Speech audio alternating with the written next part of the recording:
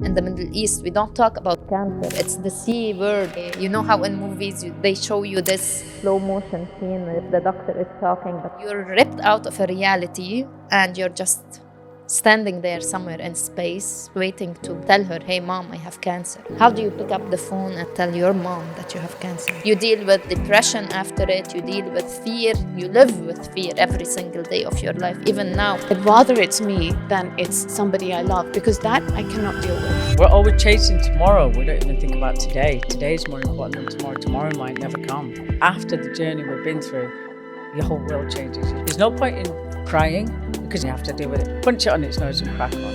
And once you accept that this is only a chapter in your life filled with hair, without hair, you look beautiful. I don't want to be Superwoman anymore.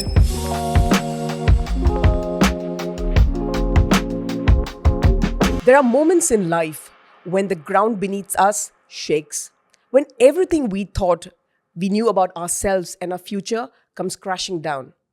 For many, a diagnosis of breast cancer is that moment. But what if the diagnosis became the beginning of something extraordinary? Hi, welcome to the Gayu Lewis Podcast. I'm Gayu Lewis, and today's episode is one that will stay with you long after you finish listening. In this conversation, I'm joined by three incredible women, Jessica, Khaula, and Yasmin, who turned their battles with cancer into stories of strength, resilience, and reinvention. Jessica discovered healing through movement and is now a yoga teacher, guiding others towards strength and serenity. Khaula found her voice using her platform to spread awareness and inspire women facing the same journey.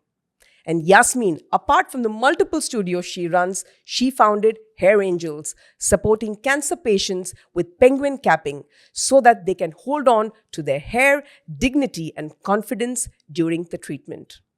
This is not just a conversation about survival. It's about transformation, courage, and choosing to live fully even in the face of adversity. Whether you are a woman, a man, a survivor, or someone who simply wants to understand the power of human spirit, this episode will move you, inspire you, and remind you of what it truly means to thrive. So take a deep breath, open your heart, and join us as we celebrate resilience, purpose, and the beauty of starting again. It's not probably the right question to ask. Right? I don't want to take you back to the time when you probably got diagnosed, but I want to understand that element, right, from all of you. That what was that first moment when you actually discovered that something was wrong? What did your body give you signs that you said, I really now need to get this checked? I know it's a difficult time I'm taking you back to, but I think it's very important for us to understand how you dealt with it. I believe we had many signs that we neglected before finding the actual lump. For me, I had fatigue for months. I used to go to the doctors and just say, I cannot wake up. I show up to work late. I'm tired. My work was tiring and I was stressed a lot. But I kept believing, okay, this cannot be the only reason I keep feeling this fatigue. A few months later, I started feeling a lump in my chest. And I didn't acknowledge it as cancer, even though I had the knowledge of self-check exams. I used to do it ever since I was 18. But in my family, no one had cancer. And I had my aunties, my mom, all of them removed milk glands. So I was like, okay, this is a milk gland that I will surely remove and everything will be okay. But after going and doing the exams and reaching that point where the doctor tells you that it's cancer, you live in a phase that it's uncertainty of what comes next. But the minute you hear it I didn't even hear it. I didn't need to hear it. I don't know if I told you this, but it was my gynecologist who found that it's cancer. So I was in his office. He used to have an assistant who wasn't very friendly to me at all. And I was waiting in the waiting room outside, and I'm sitting. She had curly hair. I had curly hair. And she walks in and she picks up my hair and she plays with it. And she's like, holds my hand. And she's like, Jess, haven't seen you in a while. And she goes in. And I'm like, okay, this is it. Yeah. I'm in for some bad news. So the minute I walk inside, I had already heard it in my head before he even said it. But hearing it was, emotional. You know how in movies they show you this slow motion scene where the doctor is talking, but there's complete silence. It really is like that.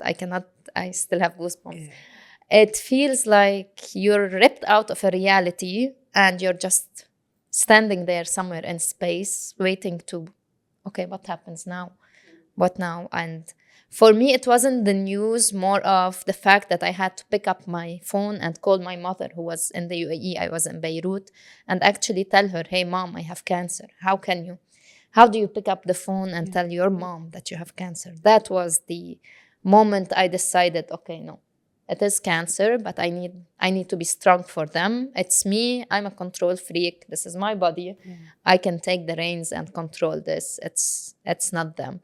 And I believe that phone call was the reason that made me as resilient and strong as I needed to be in that phase.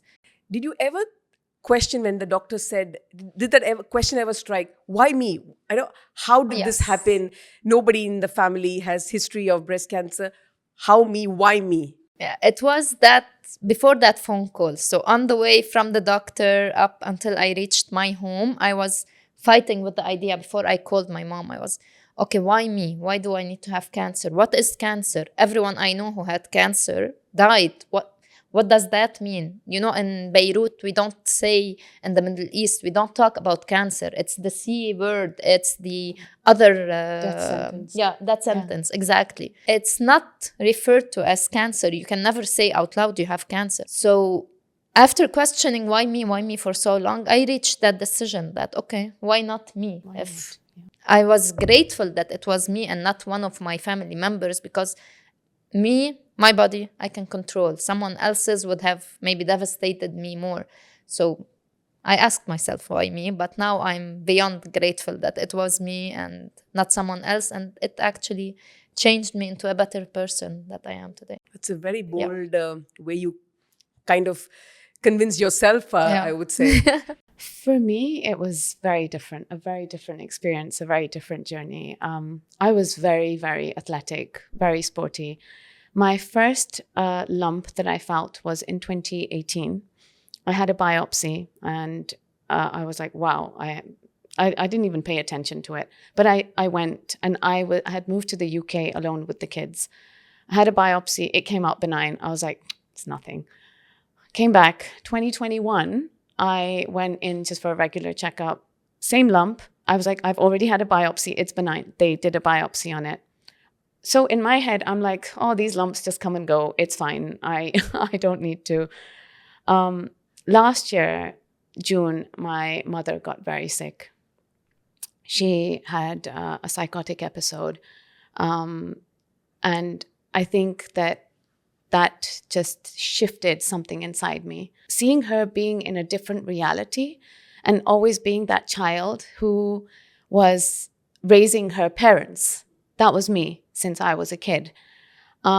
So I was always somebody who kept my family together and, and my parents relied on me heavily. So it was fight or flight for me. So somebody with a lot of energy. Mentally, I was very strong. So even though my body was telling me, I wasn't sleeping. I was around the clock.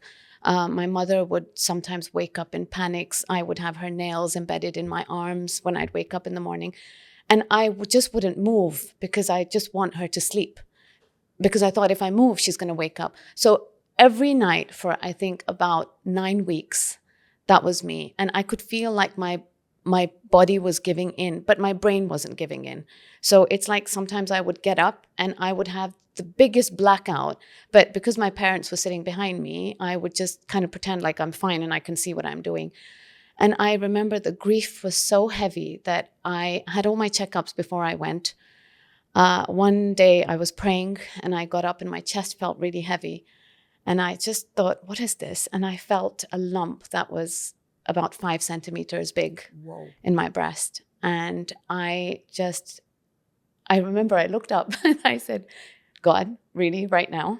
I said, there's nothing I can do about it right now. I cannot leave her. You have to put this on hold for me. I came back. Mom got better. Thank God she got fine. I came back and it was my 21st wedding anniversary. And literally 2 weeks after I came back, I got diagnosed with cancer. And it was funny, like how you said that you felt everything just move under you. For me, I went quiet, but there was a sense of gratitude. Even in when she told me, I thought, okay, she told me I've got cancer, but it's me. As she said, as you just said, it was me. And I thought, okay, I can handle this because it's me. And I'd rather it's me than it's somebody I love, because that I cannot deal with. But this I can deal with. This I can control. This I can do something about. And I came home and it was a prayer of gratitude that I prayed, because it was something that I really believe in medicine. Medicine has advanced so much that it had a solution. But I kept comparing it to my mother's journey. And I thought, thank God she came out of it, because when you go through mental illness, it just feels like this open ocean and you just don't know the boundary to it. But here I felt I had a boundary. I think for me, cancer became hard as when I woke up from my surgery. So a month later, I had a robotic assisted surgery, which was amazing. We can talk about that later. But when I woke up, I never told my parents about the cancer, by the way. And I thought, I'm just going to get through it and I'm going to tell them I'm fine. But when I woke up, my father died. So I got the news of my father passing away as I was in hospital. That's when it hit me that, wow, I had cancer. That's when it hit me. For a little while, I felt like everything had caved in. But then there was another sense of gratitude where I thought that the grief was so heavy that I feel that being so focused on the cancer and getting my body through it, because again, I went into my fight or flight survival mode. And then I did everything to support my body. So I felt like cancer was a distraction from the grief. So for me, my journey went between grief and gratitude. And I just feel like I came out the other end. I never got a chance to tell my dad that I had cancer. And I have a lot of gratitude for that, But I told my mom like a couple of weeks after my dad died. And I found that she found a lot of gratitude in the fact that my dad never found out. So it's been a journey of cancer, grief, gratitude. And I think that's what it becomes about. And you just basically keep finding your ground every single day and you get through it. That's some journey, yeah. Waking up and finding your dad's dead. Yeah. That's one thing that I was grateful for when I got cancer, that my mum wasn't alive or my father. Otherwise, it would have really destroyed them. So yeah, it's a tough one when your parents leave this world. More than cancer, you can deal with anything, can't you? It's like me, the year before I got diagnosed, my sister died exactly copy-paste of what I had. So it was like, oh my gosh, how am I going to tell people now? And that was more important than me actually having it. So yeah, there's a lot of gratitude there in the world for it. And like you said, I took one for the team as well. I said, all my friends, I'm the strongest. Okay, give it to me. Leave them alone. Yeah. So yeah, there's a lot to be said for that. The fear. Did you feel fear? I didn't feel fear. I just felt that I was too busy to get ill. I said, I'm too busy to get ill. And when I found it by chance, and it was 8 centimeters. And when I went just to see a test, because I do the photography for breast cancer since I moved here, so I know all the doctors. Right. So I went to see Sarah Sharif, and she's like, And then the next day, the phone wouldn't stop ringing. So I said to my staff, do not answer the phone with 04. I wouldn't answer my mobile because I've got the mobile numbers. And then she phoned me one morning on a different mobile. She said, good morning, Wyatt Studios. She said, hi, Yasmin, it's me. Who's this? Sorry. So I said, right, okay, I'll call me in a bit. So when I got to my studio, she phoned me again. So she said, right, you really need to come in and see me. So I said, right. She said, right, come in tomorrow. So I opened my diary and it was blank. I said, I'm really busy. She said, you better unbusy yourself then. Wow. So that's how my journey started. I just didn't want to address it. I knew once I addressed it, then a journey will begin. And it was a journey you didn't have time for. And we all live these busy lives that we don't think we have time to deal with us. But really, after the journey we've been through, your whole world changes, your perspective on everything changes. You know what? I'm more important than anybody. Like, you're rushing around, doing this, doing that, neglecting yourself.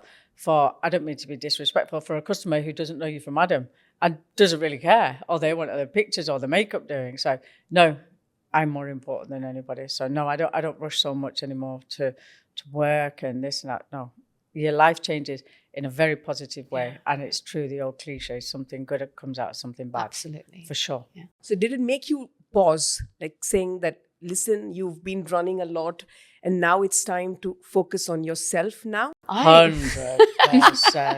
I just thought, Yep. I think for me, I was such a pleaser.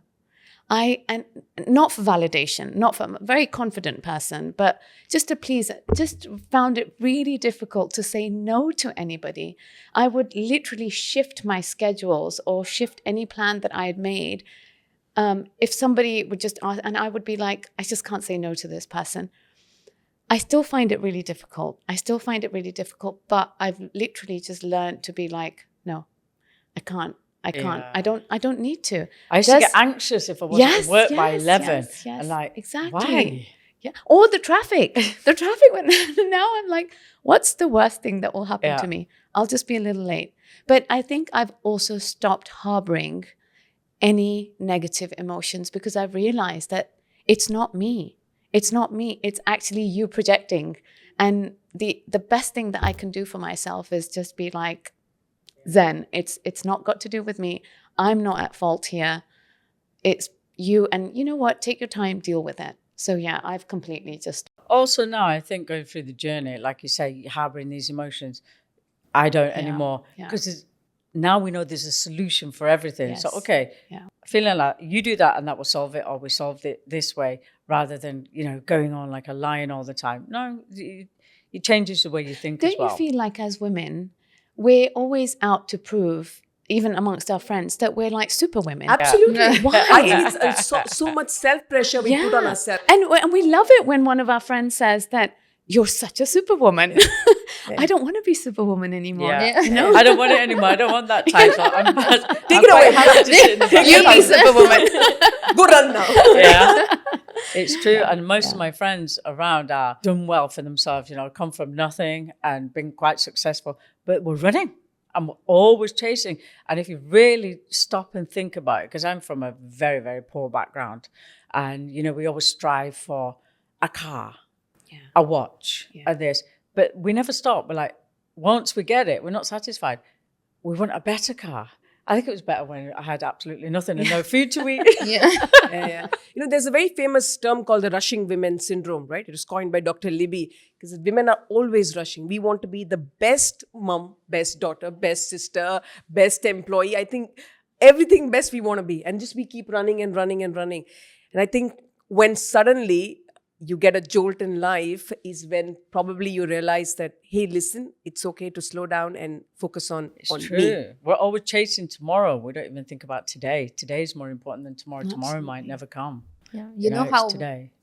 You know how Jasmine said that you're always prioritizing something else or someone else or a job or something. For me, that pause gave me a whole new meaning. This is why I told you earlier, I'm grateful I had cancer, and it helped me become someone else. I was a workaholic, into the office, the first one, the last to leave. I had a team. I was 29. I had a team of men who are older than me running the furniture shop.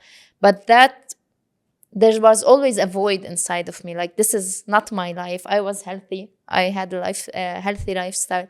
But when I had this pause, when I was doing my chemo, I was like, you know what? This is not my life. This is 9 to 5.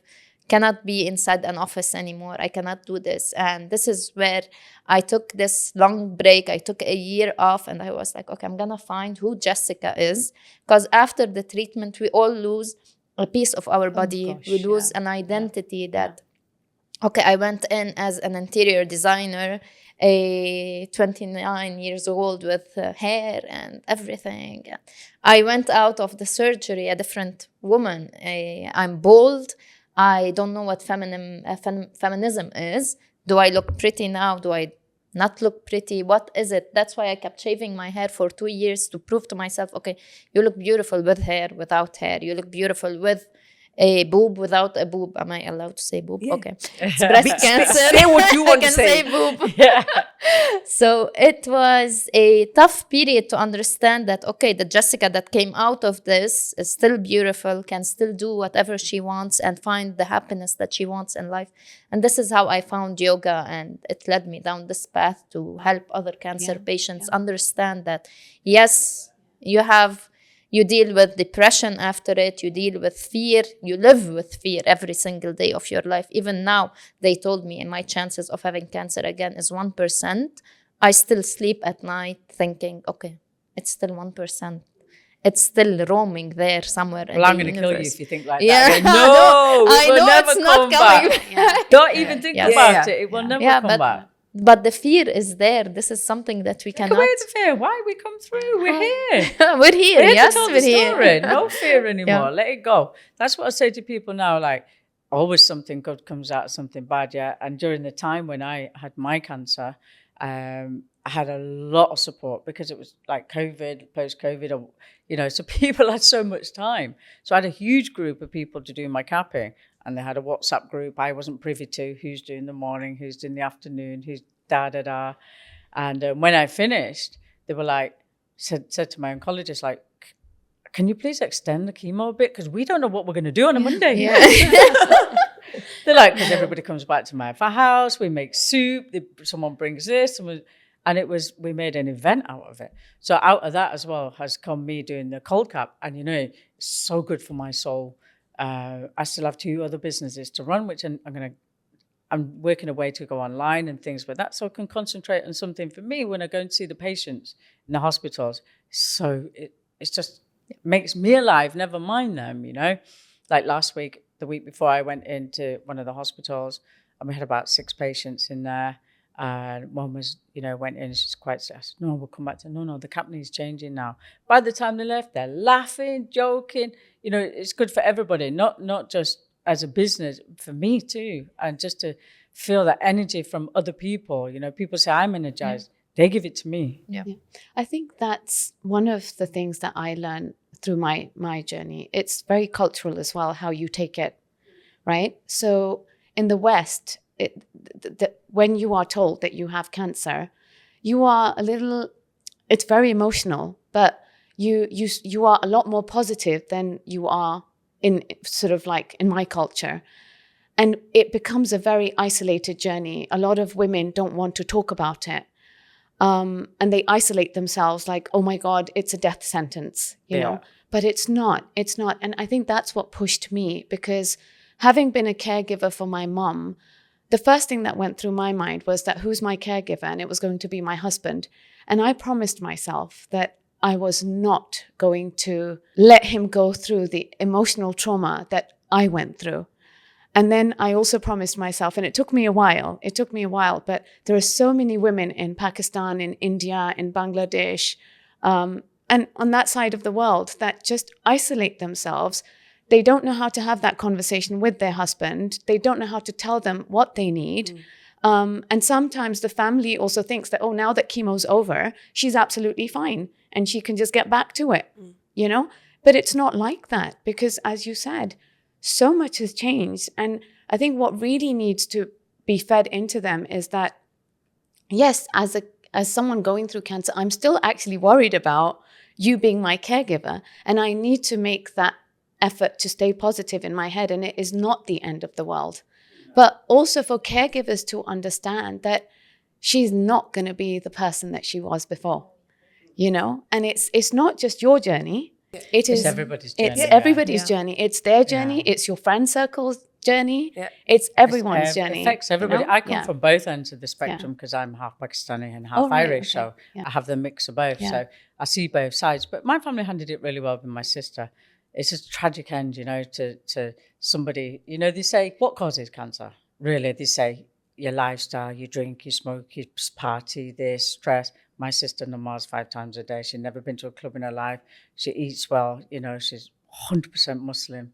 And so it's not, it's just a lottery. It's you. It's you. So Absolutely. and how you deal with it. She dealt with it really well. Yeah. She did. But it's a journey. You never know. You never know what tomorrow brings. But yeah, it is about the family as well. And that's what I say to people here. It's not just your journey. It affects everybody. So you need to be mentally strong. There's no point in crying because you can't run away from it. You have to deal with it. And you have to deal with it. Punch it on its nose and crack on. Do you get survival guilt in that way? When you said you lost your sister, but you survived.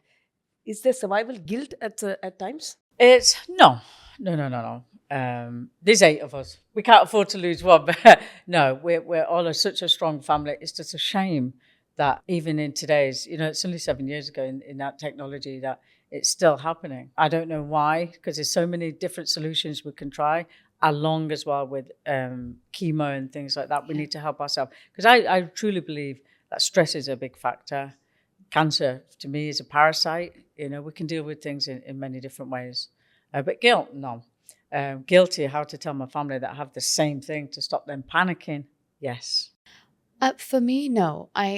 No survivor's guilt at all. I was telling you about my daughter, how she sometimes wakes up and has this fear that it's going to come back. But for me, I just felt like I'm here now. I survived this, and I am going to be an example to you to not actually carry fear. Yep. Right? Because I don't want you to carry fear. It did hit me when I heard about this Pakistani girl. She didn't make it, but she was so positive, and she ran this amazing business, and her name was Zara. That day, it hit me for a while, and I felt so down, and I felt, my God, she was so positive. She did everything, but she didn't make it. For a second, my brain kind of twitched a little bit, But I thought, no, I am not going to have. I'm going to make sure that I remain positive, and that's it. We give hope to so many people. If you don't remain positive, what are you going to do? Exactly. You're going to cry. Your family are going to cry, and not Yes. only they cry, they worry in silence. So you can't. The only thing we can do is attack it head on and stay positive. People, because I'm in contact with a lot of cancer patients and chemo who are on chemo now, and they say, Yasmin, who's using the cold cap, I've had a bit of shredding. I went, okay, it's normal. We shred 120 hairs a day anyway. But show me. So she sent me a picture and I said, show me a picture of your hair and what you lost. I went, come on, are you crazy? Yeah. And she just sent me a message back going, I'm laughing out loud, Yasmin. That's what you need to do. Yeah. You laugh. What are you going to do? Because it's a serious situation that we're in and everybody's involved in, but we have to get through it. And you get through it with a smile and a positive attitude. It's the only way to get through it mentally. Otherwise, we crumble. The reason I mentioned feeling guilty, the survivor guilt, is because I left Lebanon in 2020-21 when there was the crisis, the economic crisis. Yeah. And I was lucky to come here and be able to finish chemo. As you know, chemo is very expensive and you cannot do that. So my guilt feeling came from the fact that why was I able to finish my treatment? Why was I able to survive when people were dying in Lebanon, like in mass numbers because of cancer? And it gave me that purpose, that positive attitude that comes with it. Okay, I did survive. I feel guilty that I survived, but at the same time, I know that I survived for a reason. I know that this survival was not gonna go for any other reason than what the universe wants me to do. And there's a purpose for any of us. So Yasmin took on the cap and helping people keep their hair. You took another path in life and you dealt with it in a positive way. I found that helping cancer patients through yoga will give back to this society. Absolutely. So the guilt feeling comes with a positive attitude at the same time. So, you spoke about penguin crab. For people who don't know, what does it do? Is it been there for a long time? I brought you a sample from the car. That's an old one.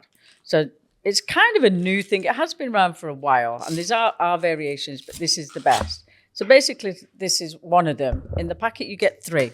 It's like cryo.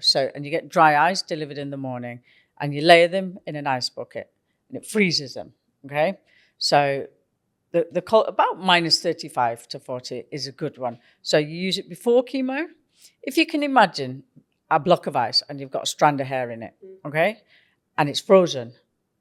The chemo's running around. You can't get it but if it melts, it will get it. So basically, that's what it does. It freezes the follicles of your hair. It's nothing about the length. It's about the follicles. So every 25 minutes, we change it because your head gets hot and this warms up. So we change it and it keeps the follicles frozen so the chemo can't attack it. Oh, amazing. And you said because when women lose hair, they kind of lose their confidence and some people don't mind, and it's not that we're vain. I just did not want to lose my hair. That's why I wouldn't start chemo. And they're like, Yasmin, you really need to start because it's like stage 3 and it's spread already. And, before my PET scan, they thought I was a goner. Plus my insurance wouldn't pay, so I was having to pay myself. It's another issue with chemo that needs to be addressed seriously. And so anyway, I did start, and I started with another hat in the hospital, which is less than 50% more effective than this. And then I met somebody in the hospital, and the oncologist said, can you go and speak to Yasmin? And so I ordered it from England. It came in a few days. And hey ho, it saved 95% of my hair. So happy days. That's amazing. When I started AC, I lost every hair on my body, my eyelashes, my eyebrows. I was like, oh my God. I should have had my eyebrows microbladed before chemo. Yeah. But some parts of it are great. I've never had a hair on my leg since. It's actually free. But I think that's the part that actually you grow from the painful bits. Yeah. And I remember that when my hair, I did the cold cap. Right. But 2 weeks after my first chemo, I'm just kind of sitting there and my hair is like, and I'm thinking, oh, maybe this is just my normal hair fall. But by the evening, my hair was shorter than this, like as in I went and got it cut. Really? And I came back home and I said to my husband, oh, maybe it was like I was trying everything to keep the hair on my head. I had very long, luscious hair. And that night, I just sat in the bathtub and I asked my husband, I was like, can you just shave my head? And I'm telling you, it was like everything inside me was just turning upside down. And that was the hardest part because I thought, this is detachment now from the physical form of me. Yeah. And then from Crown that and glory. And from that day onward, it is an acceptance of a new you every time you look at yourself in the mirror. And you look at yourself in the mirror every morning and you say, okay. It's a mantra that you say every morning. Okay. And you're like, I'm going to get through this. I'm going to get through this. And there are days when you just feel so tired. You're like, when am I going to get through this? I used to wake up every day. Yeah. I used to put my makeup on, my lip gloss, and I'd go to the mirror every day. You are not ill. Yes. And during my chemo, I was never sick. I never had a headache, nothing. The only thing I felt was a bit of tiredness. Yeah. That's it. Yeah. And the lack of sleep. Yeah. Yeah. I have to ask this question. You've all gone through this journey, everyone with their own unique journey. But what would your advice be to somebody who's just been diagnosed today? Well, I speak to a lot of them because they come and they hire the cap, and I speak to them and they're afraid. But I tell them from my point of view, from the other side, rather than just an oncologist or a doctor who's, serious. I say from my point of view, listen, we have to do it. There's no way of getting away from it. You have to. So this is what you must do. And it's easy. It's easy if you can. This is what you can control, and this is the best muscle we have in our body.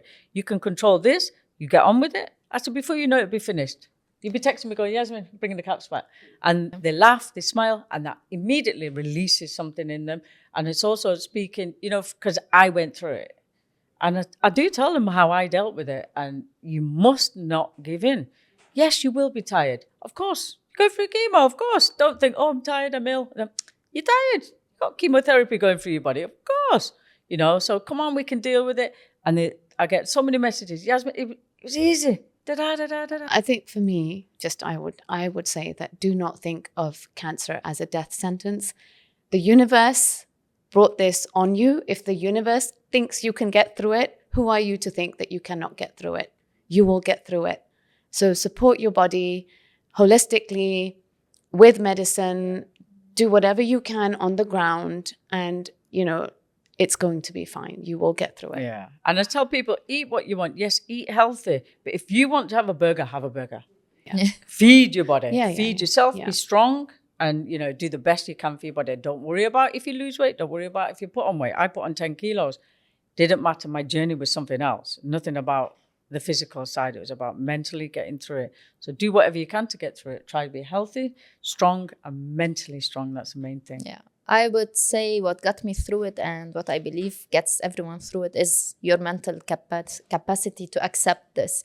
And once you accept that this is only a chapter in your life that you're gonna one day fold, and when you look back, you will feel like, oh my God, I was strong. If I did this, it means I can do anything in life. And it brings out a new version of yourself that you will be grateful for. Just going back to the holistic, this was my issue with medicine. I believe in medication paired with holistic treatment. But my question is, why do doctors not encourage right eating? Because isn't that what your body needs at the time? Isn't that what fuels your body to get over and detox? But doctors have not had any nutrition as their subject, unfortunately. That is the reality. That's why doctors can never tell you. You go to a guy you got cold, you go to a regular doctor, he'll tell you, just eat well, stay away from cold food. I mean, they have not studied nutrition. So that's where the biggest issue comes, where we have to kind of self-educate ourselves in terms of what works with our body. Again, what might have worked with Jessica will not work with you, right? Yeah, so it's understanding how your body is reacting, the signals that our body gives. That is very important for us to understand. And then, nourish ourselves. I don't know if you were told this. I was told, eat ice cream, eat sugar, eat whatever you want to eat. And I just kept thinking that I am depleted right now. I don't think I need the sugar.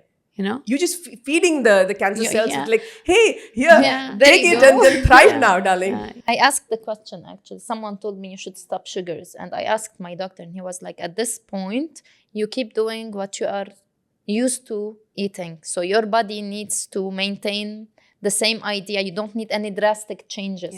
Because maybe if your body feels that you did something drastic, like started fasting for I don't know how many hours, suddenly your body will feel weaker. And this is their point of view, of course. I did intermittent fasting and I stopped sugars all by myself. I did not listen to them. But of course, I stopped raw food and basic stuff that you should avoid. But still till now, it's been 5 years and I keep doing intermittent fasting. It became a lifestyle more than a diet. I think that a diagnosis is basically someone shaking you and saying that something needs to change, right? So that your body is basically saying that you think you've been looking after me and great, well done for trying, but hey, this is not what I need. I need something else, right? Because clearly it's not working, and it could have been stress induced, it could be genetics, it could be any of that. But for me, the way I looked at it was that my friends used to say, oh, you eat so healthy, nothing's ever going to happen to you. And you're going to be the youngest and and in my head, I used to think, what, do I actually eat healthy? Because just by having like 20 walnuts a day doesn't mean, that I'm going to be healthy. But for me, I felt, okay, so you and I are probably those few people who would go and do that research. But then there are people that when the diagnosis happens, you are so scared that you basically put your life in the hand of the doctor, right? But I'm just saying that if the doctor actually says to you that try and eat healthy, you might actually go back and try and change your lifestyle. Yeah, totally. So I'm just saying that somewhere in medicinal training, doctors should be trained, for more than, I think they have like 9 hours of nutritional training, something like that. In their whole 4 years. In their whole 4 or 5 years, right? Yeah. So I think they need to have a whole module. But a lot of doctors and clinics now have started working with health coaches. Because rather than telling a doctor right now, go study nutrition, that's where we kind of come into play. So we work on the other side, supporting doctors with the patients on the whole nutrition element. I have to share something with you. I was at Burjeel, and they've started their survivorship program, and they had an integrative medicine doctor. And what she said was, you know how you get neuropathy after chemo? Acupuncture. Yeah. So there was a lady there who said that the neuropathy had started kicking in. So it would kick in the next day after chemo. Like she would start feeling the tingling and everything. And she would then go and have acupuncture. And a day after that, she was able to, and she was actually a nurse. So she had to like put the cannulas in. So she needed her hands to work. So acupuncture was really working for her. So there's a lot out there. Yeah. But I just feel like it needs to be streamlined, and we need to be told, because cancer is something, it's got the medicinal treatment, but it doesn't have to be such an emotional roller coaster. There are holistic, integrative things that can actually help give you relief from so many symptoms. Yeah. Absolutely. Amazing. I have to have one last question. It's my last segment. It's called the 1%. 99% of the podcast is about women, right? But men are a part of our lives too. What would your 1% advice be to the men in our lives? How can men support women, especially during this journey? I think they just need to be present. They need to be present. They need to put their egos aside. And they just need to I know it's hard, but they just need to immerse themselves into this feeling or this understanding that, you know what, this is actually an opportunity for me to redeem myself in some other realm, perhaps. But I am doing such a beautiful thing here, being a caregiver, because that's such a beautiful opportunity. To be a caregiver is a beautiful opportunity for their own growth as well. So if they recognize that, I Yeah. think It humbles me. It humbles you, honestly. yeah. There's a couple came in the other day. She's under 30, and she starts tomorrow. And I was talking to them. I was saying about hair. I said, don't use hot hair dryer. Use a cold hair dryer. She said, because I really like to comb my hair. It's like, I'll help you. I went, come Yeah, here, exactly. come here. Yeah. So cute. Honestly, it brings out something different in men as well. Like 99% of the people I've dealt with, the men are humbles me, honestly. It makes me want to have a husband now. I had different experience. I'm the 1% of the conversation. No, I believe that men should be more supportive in this area. We hear a lot of stories, as Jasmine said, where men leave their wives and they say that I took you to be a wife, someone who's supportive, a housewife, take care of the kids. I'm not the one who should be taking care of you. And this is very hard to hear. So I believe that men should accept that. This is part of being a wife. And if it was the other way around, the wife would be there and always supportive. Yeah. So Yeah. men should be Yeah. more aware that they need to be supportive. Yeah. That's all I'm gonna say. Amazing. A huge thank you to Jessica, Khaula, and Yasmin for opening their hearts and sharing such powerful journeys with us today. Conversations like this remind us that even in the toughest moments, strength, purpose, and beauty can rise. If this touched you, don't just keep this to yourself. Share it with the woman who may be walking this path, or with someone who loves her. Because sometimes hearing stories of resilience is the spark that gives us the hope to keep going. I'm Gayu Lewis, and until next time, Menopause, why pause? Let's play.